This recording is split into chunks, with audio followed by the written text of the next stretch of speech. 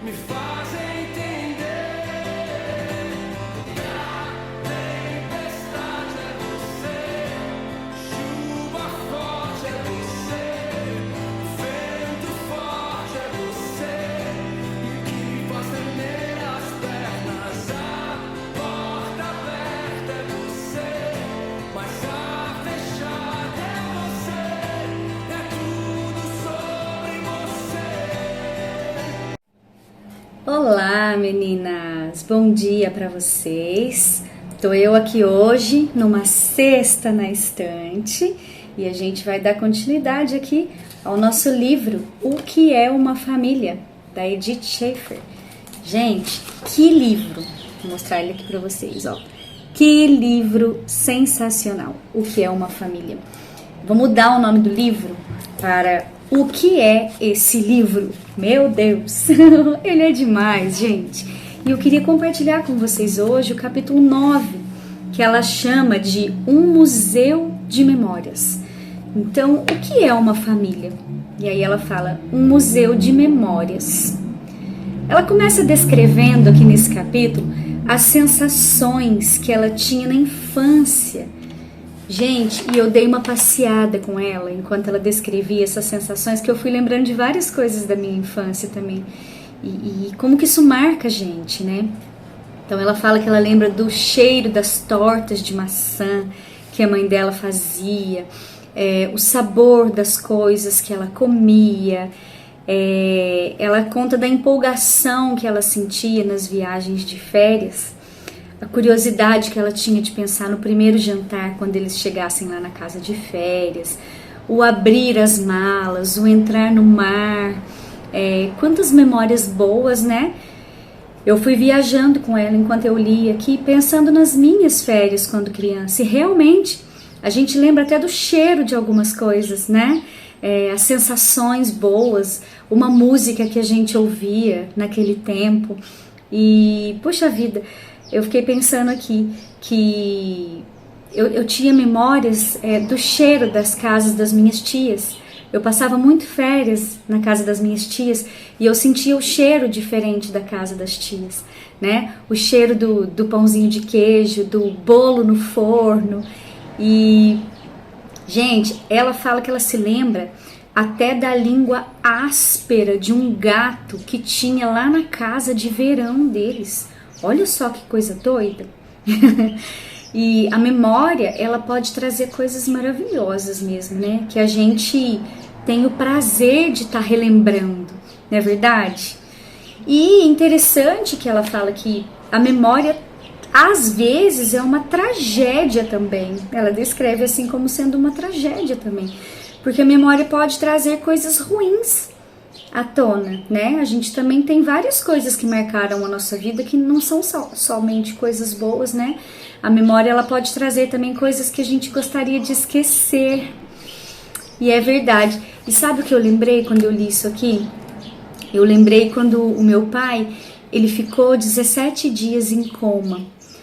E num determinado dia, nós decidimos que a gente ia transferir ele para um hospital aqui em São Paulo, lá de Minas, mas ele teria que vir de helicóptero. Então nós acordamos bem cedo e viemos de carro aqui para São Paulo, eu, o meu esposo, a minha mãe e a minha irmã.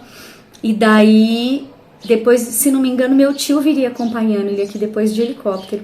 E eu lembro que quando a gente chegou aqui, o meu tio ligou e falou, olha, volta porque ele não tá muito bem, os médicos não estão querendo colocar ele num helicóptero, eles não acham bom fazer isso nesse momento. E a gente deu meia volta e voltou com o carro para Itajubá, imediatamente, né?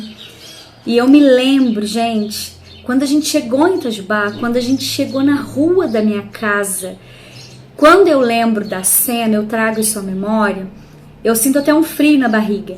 Porque quando a gente entrou na rua da minha casa, a rua estava cheia de carro, cheia. E a porta da minha casa estava cheia de gente, tinha muitas pessoas ali.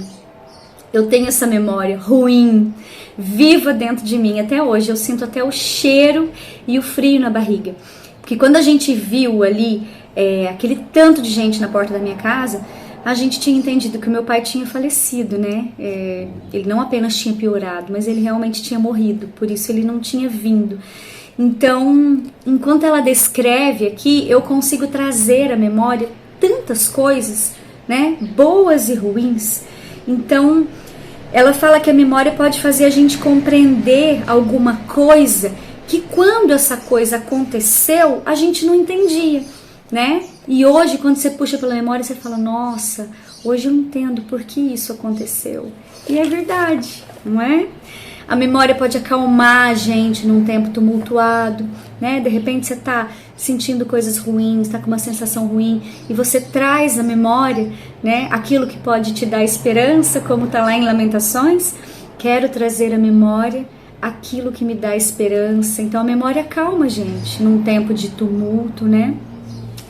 A memória, às vezes, ela pode se tornar tão viva que a pessoa para de fazer alguma coisa errada por causa do contraste que aparece na tela mental dela. É verdade, né? Você pode se lembrar de alguma coisa ali de imediato que você fala, uou, o que eu tô fazendo? Oh, a memória é demais, gente, é surpreendente. Olha o que a Edith fala nessa descrição dela sobre um museu. Um museu contém uma seleção de coisas cuja preservação vale a pena. Tem museus de arte, de história natural, museus de móveis, museus marítimos. Tem até cidades que são museus. E ela comenta aqui de Florença, na Itália, que é uma cidade-museu, né? Em qualquer hora do dia ou da noite que você passear ali por Florença, em qualquer momento você pode admirar as maravilhas, a escultura, a própria cidade, né? É uma escultura, é um museu, ela fala. Mas sabe o que tem de comum em tudo isso aí? Alguém teve a ideia de selecionar coisas com alguma ordem para poder se formar esses museus, não é verdade? Então, a Edith coloca o seguinte aqui: o que uma família deve ser então? Um museu de memórias, né? Então são coleções de lembranças que são preservadas ali com muito cuidado, com muito carinho, né? E alguém da família precisa assumir esse papel aí, de reconhecer essas lembranças do dia a dia, né? E escolher com todo esse cuidado para poder guardar nesse museu familiar. Lindo isso, né? Ela fala que algumas memórias têm que ser planejadas. Olha que interessante. Algumas memórias têm que ser intencionais. A gente tem que planejar essa memória com todo cuidado, né? Como se fosse um projeto de um museu mesmo, né? Então a gente precisa planejar o dia, planejar a hora.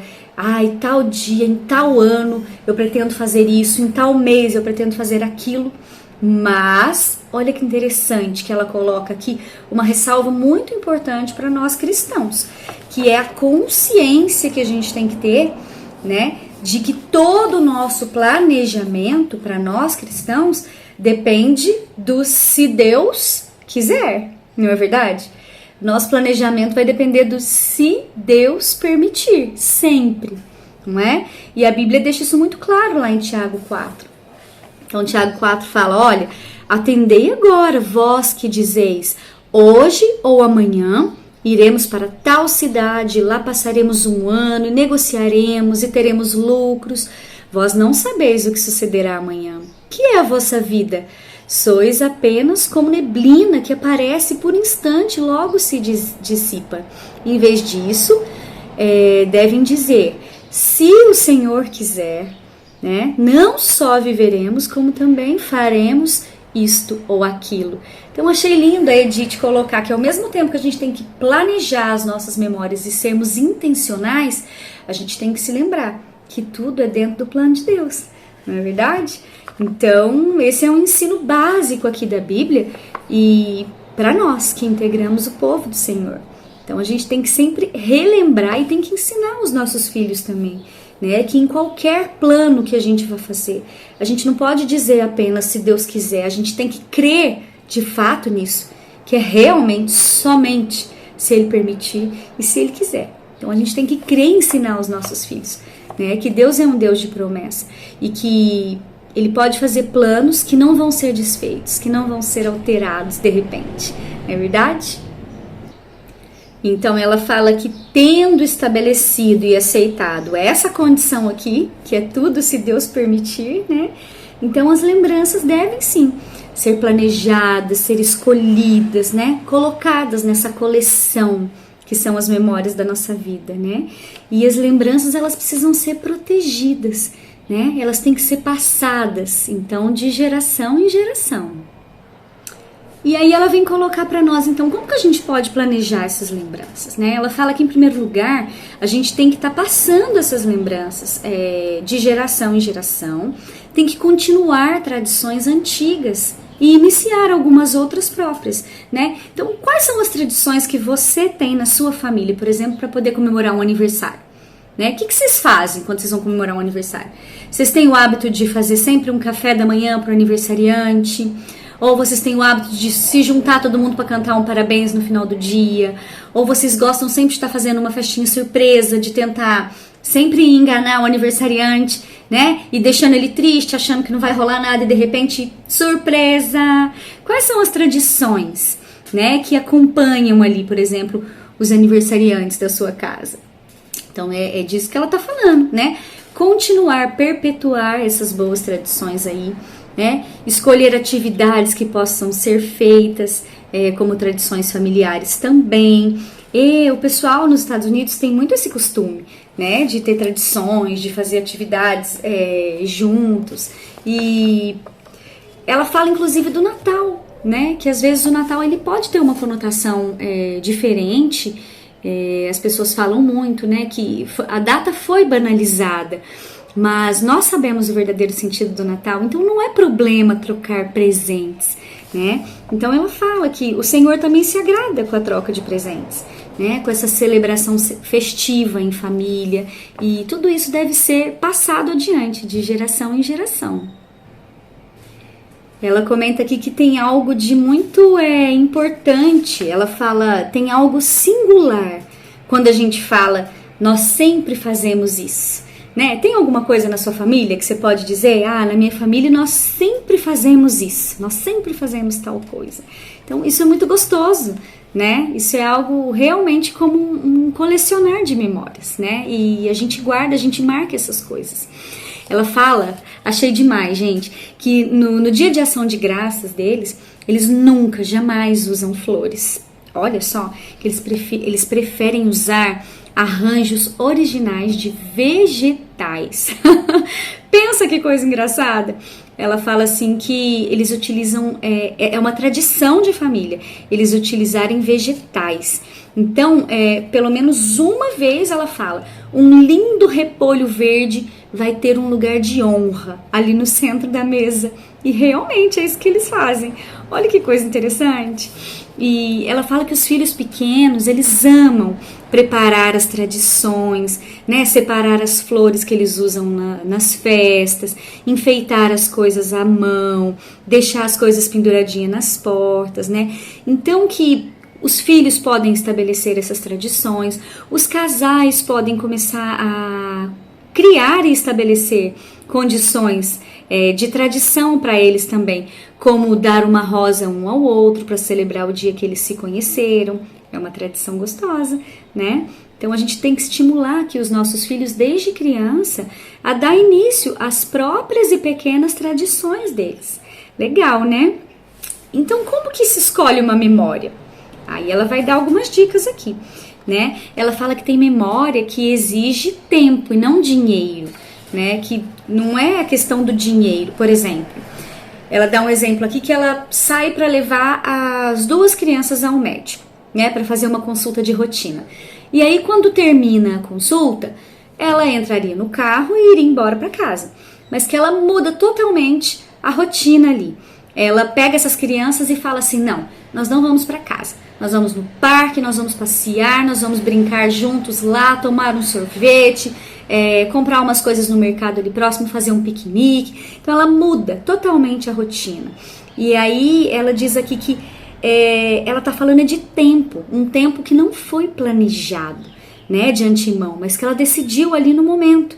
E que isso faz uma memória, gente, que isso cria uma memória nas crianças depois, que é para a vida, né? Ela fala que durante muito tempo as crianças dela, eles se recordaram de várias coisas ali.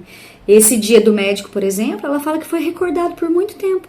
Que as crianças sempre falavam, a gente acabou a consulta e a mamãe não levou a gente para casa, a mamãe levou a gente num parque e a gente fez isso e a gente fez aquilo outro. Então, tá vendo como que criar memórias é algo muito mais simples do que a gente imagina e nem sempre precisa de dinheiro, né? Então, quando a gente escolhe uma lembrança dessa maneira, a gente acaba abrindo mão de várias outras horas do nosso tempo, né? Mas foi uma memória, então a gente falou, não, eu vou abrir mão do meu tempo, ao invés de voltar para casa e cumprir aquela lista interminável de coisas que eu tinha para fazer, eu vou passar o dia no parque com os meus filhos, criando memórias com eles, por exemplo. Outra coisa bem legal que a Edith fala aqui é que as memórias, elas não são escolhidas, mas elas são concedidas a cada dia e elas também vão sendo coletadas. Então, assim, não se escolhe a primeira memória, né? Não é possível regular do que a gente vai lembrar, né? E do que a gente vai esquecer. E que também, é claro que vão existir, gente, as memórias de briga, de discussão, de estouro, né? Então, as memórias não são só boas memórias, tem as memórias ruins também, né? E tem a realidade dos altos e baixos, né? Do temperamento inflamado, dos erros que a gente comete. Só que isso não vai destruir o nosso museu de memórias, né? Isso não precisa dividir a família. Ela fala que a família tem que ser um lugar de admiração mútua, não é verdade? E achei lindo isso aqui, ó. Nós precisamos elogiar e estimar um ao outro, ressaltar as coisas que a gente admira no outro, né? Então, os filhos precisam ser elogiados por fazerem o melhor possível, mesmo quando as suas notas não são as mais altas. Olha que forte isso. Então, ela fala que os pais que nunca elogiam, né, acabam estabelecendo um alvo sempre mais alto para o filho atingir. Eles dão aos filhos uma infância terrível. Olha só, um sentimento de que eles nunca vão conseguir agradar ninguém. Falei, puxa vida. Então o louvor ali também é necessário, né? São memórias muito intensas que a gente cria. Inclusive reconhecendo a fraqueza do outro, né? Falando do que aconteceu no passado, como resultado dessa fraqueza. Isso não é prejudicial, né? Isso é importante e é muito bacana. Olha só o que ela comenta aqui. Será que 3 gerações conseguem se livrar de todas as esquisitices da personalidade e na composição das pessoas? Achei interessante que ela fala que o marido dela, o Fran, ela fala assim, às vezes a ira do Fran o fazia sentir vontade de arremessar coisas. Diz que às vezes ele ficava tão bravo, mas tão bravo, que ele arremessava as coisas. Então, diz que eles tinham um vaso lá, de barro vermelho, que tinha aquela planta, plantada ali. E quando ele ficava irritado, ele pegava esse vaso e ele arremessava. Não tinha o que fizesse ele não arremessar aquilo no chão. E diz que ela foi replantada e colocada no lugar dela por várias vezes, porque o marido dela, bravo, arremessava aquela lá por várias vezes. E isso aí, essa aí, acabou virando uma piada da família, né? Então, por alguns anos, eles não faziam essa piada na frente do pai. Só que depois ele parou de ficar tão sensível e começou a conversar sobre essa aí que ele sempre arremessava. E o que aconteceu? Às vezes eles ouviam um barulho grande assim, aí alguém falava, nossa, o que foi isso? E aí as crianças já falavam, não, foi só a foi só a que foi arremessada novamente, né? Então a ela foi jogada muitas vezes ali. Mas teve um dia que eles fizeram? Eles pegaram essa aí, que já tinham crescido bastante também, os ramos dela, e eles colocaram essa na parede, grampearam ela lá para que ela pudesse crescer de maneira diferente, né? Subir ali pela parede e se espalhar. Então daí em diante esse vaso nunca mais ele foi jogado, né? E olha que interessante, no dia que eles se mudaram de casa, teve 2 coisas que o Fran levou embora. Foi a porta do quarto dele, que era lotada de fotos do pai e das crianças, e o que mais que ele levou? A E daí isso nos ensina então que o nosso museu de memórias ele não vai ser só composto de lembranças lindas, perfeitas, maravilhosas, né? Escolhidas, lembranças super compreensivas, não, né? E vão ter lembranças também perturbadoras, que vão nos ajudar e vão ajudar os nossos filhos a ter uma compreensão, ela diz aqui, mais realista, né? Do que somos nós, os seres humanos. E isso é maravilhoso, né? Porque esses somos nós mesmos. Ela conta aqui também que as memórias, elas precisam sempre ser colocadas na conta também. Aqui tô falando de din-din mesmo, né? Então ela fala que ela precisava muito colocar um tapete para cobrir o chão velho que ela tinha na casa, né? No escritório, na sala de costura. E ela tinha ali umas economias guardadas, né? E ao mesmo tempo teria ali um festival de música de verão e outono, né, que era muito importante para eles, era um concerto incomum. E aí ela pôs na ponta do lápis, né? Ela falou: o que é mais importante? O tapete ou memórias que vão durar a vida inteira para os meus filhos e para os meus netos? Ela pôs aqui: quanto tempo temos até que a guerra impossibilite concertos desse tipo? O concerto que aconteceria ali, né? Então ela foi colocando no papel: quanto tempo temos antes de o círculo familiar se romper? Profundo isso, né? Então ela, com determinação, escolheu, com certeza, levar os filhos e netos ao festival de música. Olha que lindo, que memória, né? Um tapete, talvez não. Com certeza, um tapete não criaria tantas memórias nessas crianças aqui. Forte essa parte, meninas, né? E como ela escolheu o concerto de música com todos eles, né? E ela fala: os adultos da família esquecerão essa noite? Os filhos poderão se esquecer dessa noite, né? Quem pode se esquecer dessa noite, de tudo que eles viveram essa noite? Para que foi gasto o dinheiro? Algo tangível? Memórias. Memórias que não podem ser tiradas de qualquer pessoa que fez parte desse grupo familiar nessa noite. Memórias que voltarão a ninar cada um em uma noite inquieta de virar e revirar com um ou outro tipo de problema. As lembranças nos ajudam a discernir a realidade do que Deus nos deu de beleza, compartilhar horizontalmente nossa capacidade de sentir prazer. As memórias remanescentes ajudam os filhos a entender o contraste da sedução com promessas de divertimento, quando a diversão inclui drogas, e o perigoso estrago do amanhã com algum tipo de ressaca bem feia. Uma noite como aquela que eles tiveram, né, no museu, no musical, uma vez no Museu da Memória, representa uma proteção tremenda contra falsos juízos acerca do significado de uma noite maravilhosa. Gente, olha que perfeito! Ela proporcionou uma memória tão perfeita naquelas crianças sobre divertimento que eles não vão aceitar nada menos do que aquilo como divertimento. Você entende o que ela quis dizer aqui? Drogas ou qualquer outro tipo de ressaca bem feita, nada chegará aos pés do que eles realmente viveram ali como forma e promessa de divertimento. Achei a coisa mais linda do mundo. Que melhor forma de ensinar aos filhos o que isso realmente significa que gastar dinheiro para memórias que ilustre esse fato? Não tem, né? A bênção do Senhor enriquece e com ela ele não traz desgosto. Provérbios 10, 22. E ela completa, né? Você precisa pensar sempre no valor da memória, como também o valor monetário prático para o qual usa o dinheiro ao criar uma família. Uou! O que é uma família? O que é uma família? Um museu de memórias. O que você faz? Pergunta. Apenas dona de casa e escrava, não é? Babá de uma turma de crianças? Não, eu tenho um emprego fantástico, uma carreira brilhante. Sou curadora em um museu de memórias. Você fica preso com toda a sua família, que chatice. Não gostaria de sair, se divertir um pouco? Não posso perder tempo desse jeito. Sou colecionador, entende? Passo meu tempo com a minha coleção quando não estou ocupado com o trabalho.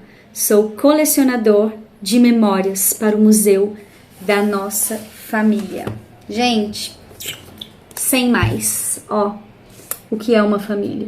Maravilhoso, vale a leitura demais da conta. Beijo grande para vocês. Me faz